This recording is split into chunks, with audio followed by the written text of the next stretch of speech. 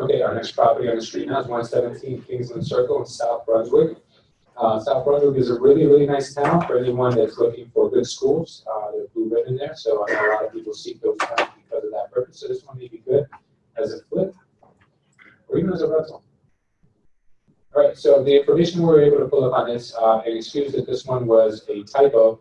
The actual after repair value on this house is $450,000. The as-is price is somewhere along the lines of $270,000, and your construction budget is in somewhere in the ballpark of $50,000 or $45,000 to $50,000 on a property like this. The rent range is actually $2,500, not $5,100. This slide was actually mixed in with the wrong property address, so I apologize for that. This is a single family though, and the square footage is correct, 3,746 square feet. It is very large, townhouse style property. Has a driveway with a one-car garage. I think it's a two-car garage actually. I think it's both belongs to the same unit. And there is no further information besides the taxes being $9,757. This community is really nice. It's well kept, so this is a good place for somebody to score if they get at the right price. So let's check out the title assessments. So on this property, title seems to be clear. The only thing we have listed here is the first mortgage, and it's only for $95,000. So they probably have a lot of equity in home, which is interesting.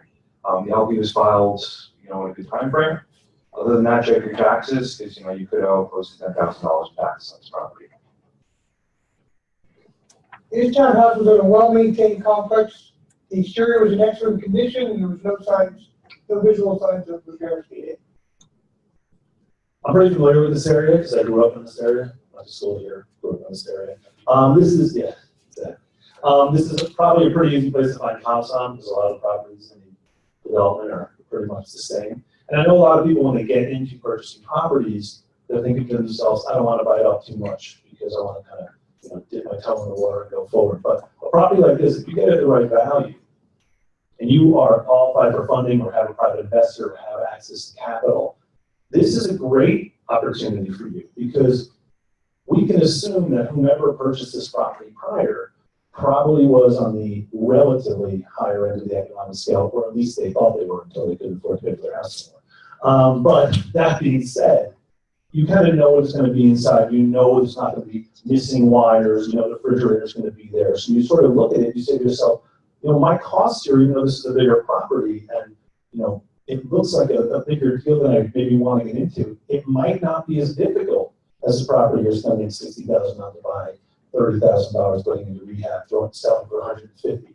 So it might seem intimidating. This is a place that people want to live in, a very diverse community, a very good school system. If you can buy this property at a period like now and selling it by the time you're getting into summer when people are looking for houses, that's fantastic. And a lot of people are moving into this area, and as Louis mentioned, you can rent out this property. There are, either from lenders like us or conventional lenders, there are ways to get these types of loans to, make these things cash flow for you on these higher end properties. So these are very good properties if you can get them at the right price point. Louis mentioned that the ARV is $450,000, potential sale price is $270,000.